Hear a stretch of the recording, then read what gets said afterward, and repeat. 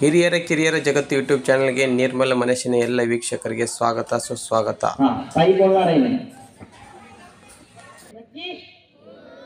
मुलींना बोलू का नको? अरे आता तरी आवाज येऊन देत. बोलू की नको? पहिल्या दिवशी तुम्हाला शस्त्र तुमचं काय आहे सांगितलं मी, बरोबर नाही? घोषणा देतो, मुलांनी द्यायचं नाही, फक्त मुलींसाठी. आज शेवट जोरात घोषणा द्या. भारत माता की राहू दे, जमणार नाही.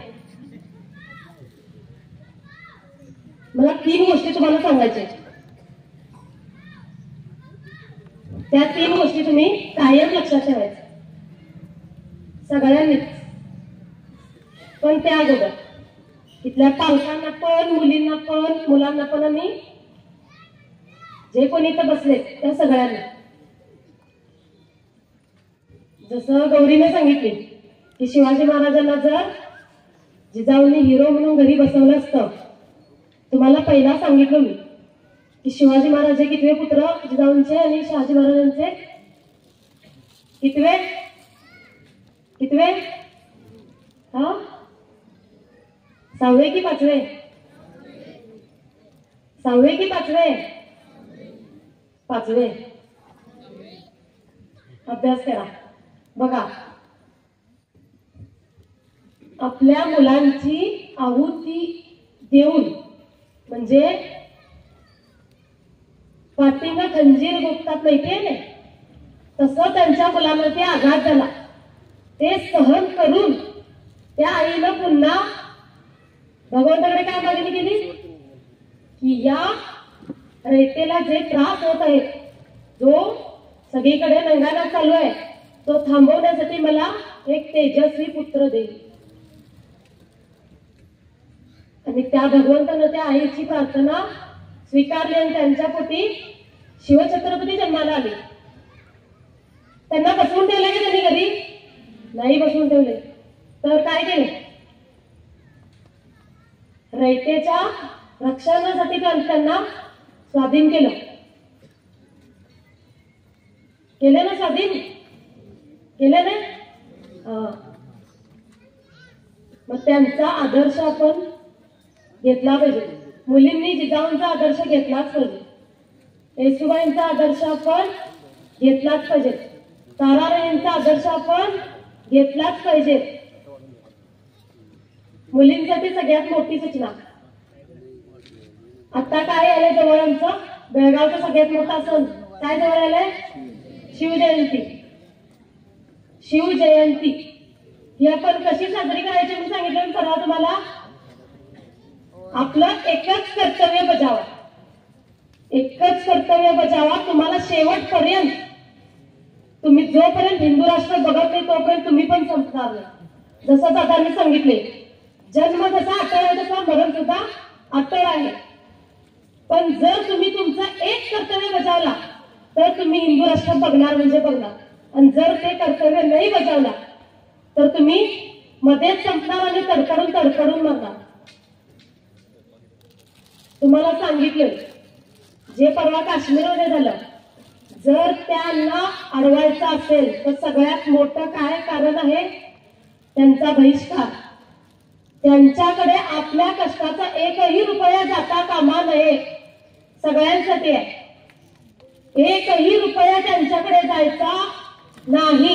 आपण आपले आई बाबा घाम गाळून तो पैसा कमलेला असतो आणि आपण काय करतो? त्यांना पैसे देतो आणि आपल्यावरती घाव घालून येतो. बरोबर नाही? बरोबर नाही? मी परवा बातम्यामध्ये बघितलं, जसं मगाशी सुनील बापू लाड यांनी होते, त्यांनी सांगितले की त्या मोबाईलचा योग्य तो वापर, ज्ञानासाठी वापर केला पाहिजे. त्यावेळेला मी बघितलं की ते जे पर्यटक होते काश्मीरला गेलेले, तुम्हाला सांगितलंय मी ती गोष्ट परवाच्या चिंतन वर्गामध्ये, ते असेच गेलेले होते. एक तर तिथं आता कोण जात नाही, ते फक्त अमरनाथ यात्रेचा मार्ग आहे. पण तेथील जे फेरीवाले आहेत, जे रिक्षावाले आहेत, ते सगळेजण कोण होते? मुसलमान होते. आणि त्यांनी त्या पर्यटकांना तिथं घेऊन गेलं होतं. आणि त्या आतंकवाद्याला सुद्धा कोण मदत केलेलं? ते फेरीवाले आणि ते रिक्षावाले. मग आम्ही कोणाला पैसे दिलो? फेरीवाल्याला, रिक्षावाल्याला. आणि गाव कुणावर झाले? आमच्यावरच झाले. पैसे दिलो, गाव घेतलं. आता ते करायचं आहे का आपल्याला? नाही करायचं. पैसे पण द्यायचे नाही आणि आपण गाव पण घालायचा. काय करायचं? पैसे पण द्यायचे नाही आणि गाव पण घालायचा. करणार सगळे? करणार? बघा, तुम्ही कुणासमोर हा म्हणत आहे, मनामध्ये पाप ठेवून हा म्हटला तर तो सार्थकी लागणार नाही. आपला जन्म सार्थकी लागणार नाही. आपण तो बहिष्कार घातलाच पाहिजे. फक्त एक सोपी गोष्ट आहे, एकदम सोपी. फक्त खरेदी करायचं नाही, त्यांच्या रिक्षामध्ये बसायचं नाही किंवा त्यांना जवळ करायचं नाही.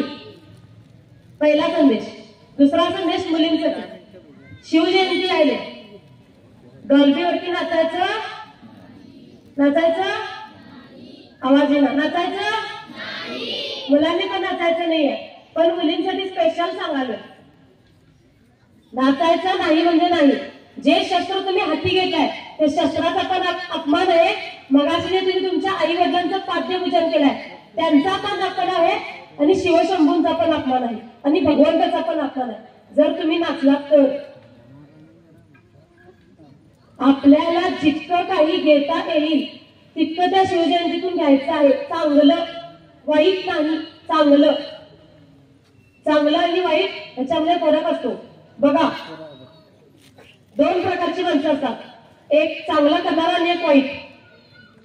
दोन्ही पण आठवण राहतात, पण तसं करावं लागतं. शिवाजी महाराजांनी काय केलं? चांगलं केलं, म्हणून त्यांनी काय आज आपल्या हृदयात आहे. बरोबर? आणि आपल्या हृदयात फक्त ठेवायचं नाहीये, त्यांना आचरणात आणायचं. दुसरा, अफजल खानाचा कोटाळा काढला म्हणतो. बरोबर नाही? तो कोण होता? नराधम होता ने. त्यानं काय केलेला? तितकाच अत्याचार केलेला. तो पण आठवण आहे सगळ्यांना? आहे आठवण? एकीकडे अफजल खान आठवण आहे, दुसरीकडे शिवछत्रपती आठवण आहे. मग आपण कुणाचा आदर्श घेतला पाहिजे? शिवछत्रपतींचा. बरोबर? मग शिवजयंतीमध्ये काय काय होणार? डीजे पण वाजणार आणि आपली संस्कृतीच्या ज्या आपली परंपरा सांगते ते पण कार्यक्रम होणार. मग आपण कुठले घेतले पाहिजे? आपली संस्कृती दर्शविणारे. तुमच्या डोक्यामध्ये फिट करा, खास करून मुलींनो. आणि दुसरं, लग्नाचा सीझन आहे, तिथं सुद्धा मुली नाचतात, मुलांपेक्षा मुलीच नाचतात. तिथं सुद्धा नाचायचं नाही.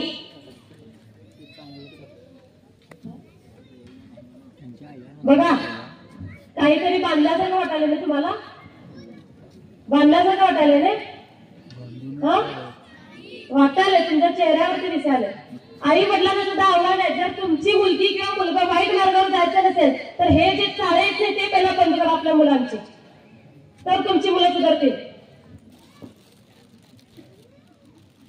लग्नामध्ये नाचायचं नाही. त्याच्या मागचं कारण तुम्ही शोधून काढा काय आहे.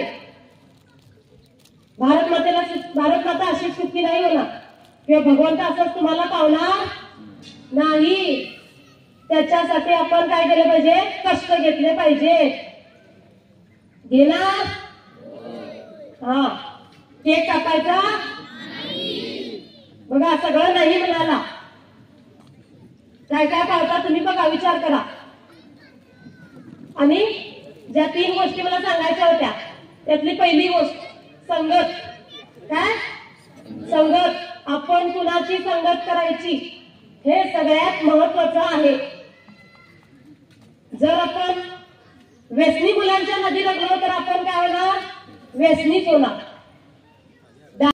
होणार. बरोबर नाही?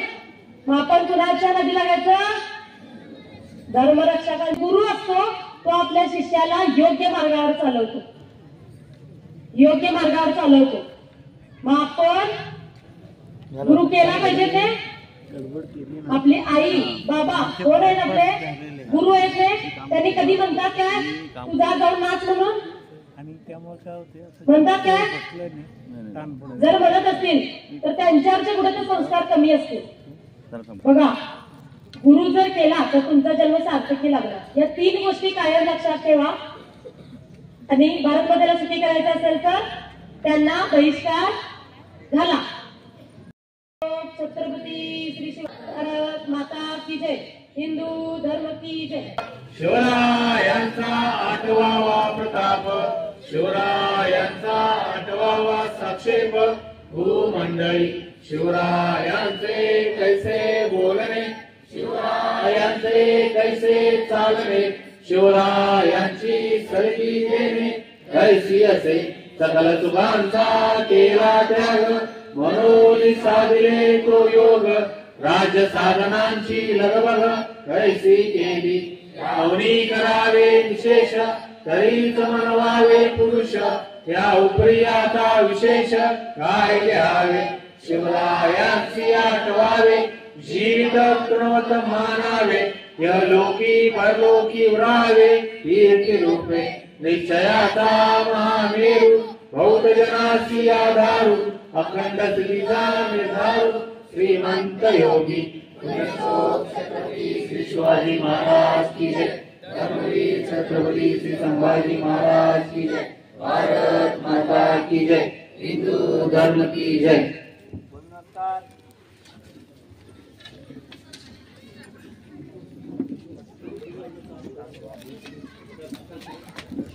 हाय चित्राचा पण बसून घ्यायचा आहे.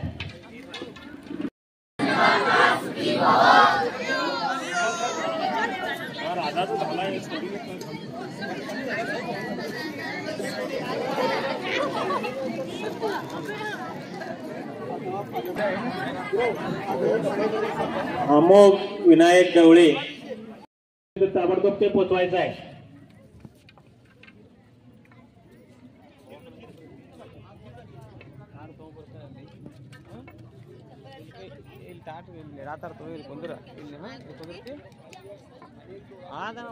शिवप्रतिष्ठान हिंदुस्थान वडगाव व निवडगाव विभाग. शिवाजी महाराज की जय. धर्मवीर छत्रपती श्री संभाजी महाराज की जय. भारत माता की जय. हिंदू धर्म की जय.